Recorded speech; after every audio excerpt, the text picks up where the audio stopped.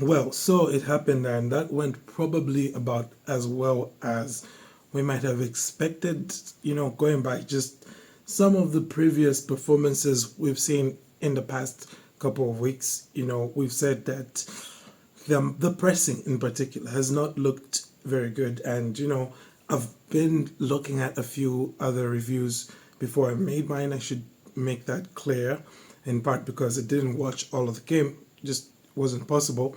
But it seems pretty clear to me as well that there's a bit of a misunderstanding, because once again we're hearing people talking about the high line, the high line, the high line. And look, the high line for me once again is not the issue here. The high line actually helped out Barcelona, because if they didn't have that high line, I mean, you wouldn't have had all those offside goals, the ones that were disallowed. But also, this defense would have been way more exposed, because the whole idea with the high line is to negate situations where your defenders have to be in 1v1s, so often, or have to be in duels, physical duels, headers in the box, all that kind of stuff. But I think I'll probably just have a whole other video addressing that in particular. For now, we'll just look at the match, and I'm not going to dwell too much on Madrid. That's not a disservice to them or anything like that. They deserved the win. They were the dominant team. They were the better team.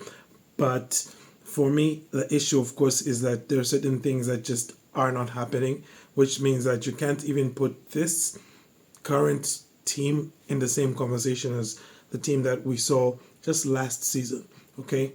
And for me, the biggest issue, really, guys, it's the intensity, it's the pressure. Now, for today, you could say, obviously, that, with Flick not there, the players kind of just drifted into doing their own things. You could probably say that. I could give you that. But, at the end of the day, I think it's more than just that. Of course, we've had niggling injury issues for certain players. There have been players like Pedri who have been wondering, why was Pedri, for example, we remember the match against Sociedad right before PSG, Pedri was playing basically the whole 90 minutes of that game, knowing that, you've got a big, intense matchup coming up. And generally speaking, we've seen Pedri get a lot of minutes, where I understand that he has to play not to be injured, but that doesn't mean he has to play the 90 minutes, We have to manage his minutes a lot better. And you could, of course, point to the fact about injuries like Gavi, which definitely hurt this team more than anything else, because literally he's the most dynamic, most intense player that Barcelona has, and losing him for basically the whole season again, obviously that's going to come back and bite you in the rear end. And the same goes for Barcelona's second most intense and dynamic player, which is Rafinha, and he wasn't there as well. And obviously you're going to see the gap when you don't have a Ballon d'Or caliber winger on the pitch anymore.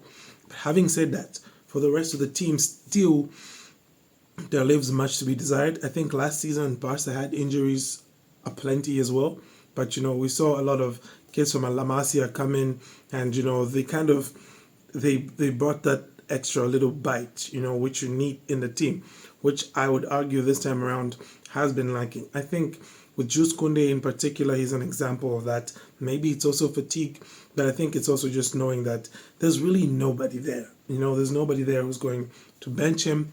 When you had at least Hector Fort still about, maybe he had that in the back of his mind, because Fort did step in and have some good performances, but Fort had his own attitude issues, which that's why he's not here. But yeah, generally speaking, for me, I think those are the kind of things that are coming now to bite back, coming back to bite Barcelona in the back. That's what I'm trying to say here. Okay? And, just not having enough quality rotation pieces, and of course losing somebody with the experience and just command that Inigo Martinez had, definitely that's going to hurt you. But it's not like if you take Inigo Martinez out of Barca's team from last year, you're just left with a bunch of bums. You know what I mean? There's still a very strong team that you have at your disposal, and that's just not been coming through this time around. Like I've said, probably we could say it's a bit of some fatigue with some of the players, for the likes of Lamine, coming back from injuries as well.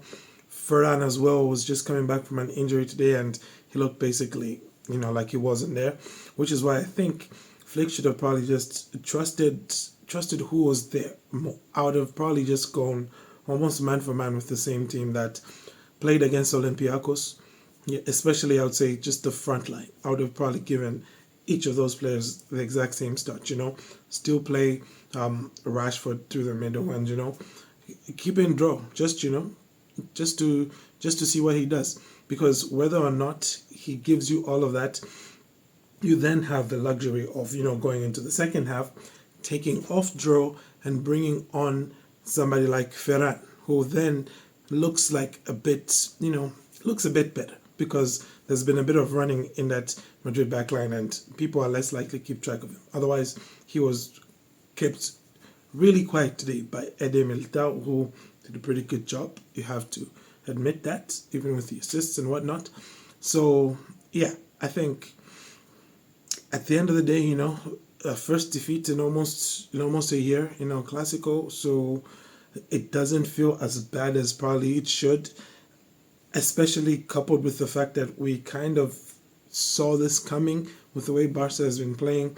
But you just wonder if there is actually anything left for this team to give in as far as levels, because after the PSG match, these are the same players who were saying, well, it's a good thing this happened now, we've learned from this and we'll do this, we'll do that.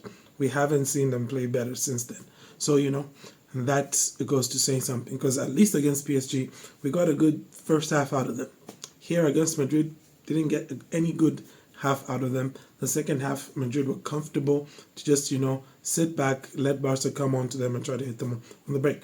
So yeah, that's basically that. That's what I have to say for the match review. Yeah, but let me know your thoughts.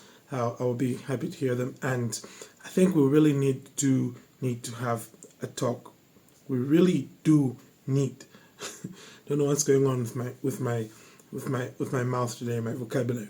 We really do need to have a talk about the High Line, and just to, I think, help people understand why the High Line, even right now, the way Barcelona is playing, the High Line isn't a problem, and that line shouldn't be, I know a lot of people are saying, well, drop it back a bit, come closer to like midway up the halfway line. You don't have to be at the halfway line. It's like, no.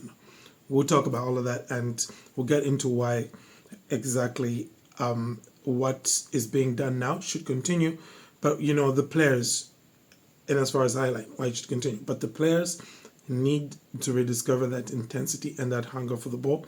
Then everything is going to fall into place once again. And, it's the frustrating part, because you think with the depth up front that Barcelona has, right now not missing Dani Olmo, right now, you can argue not missing Rafinha so much, maybe, no? Okay, never mind. But you know what I mean.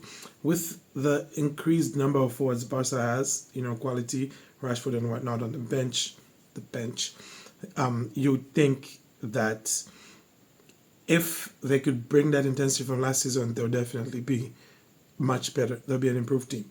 But hey, I guess some things might just have to take more time. Maybe we need to give Flick at least maybe 1 or 2 more signings just to get things going once again. Anyway, let me know your thoughts in the comment section. But thank you for tuning in. Have a great day, and Forza Barca.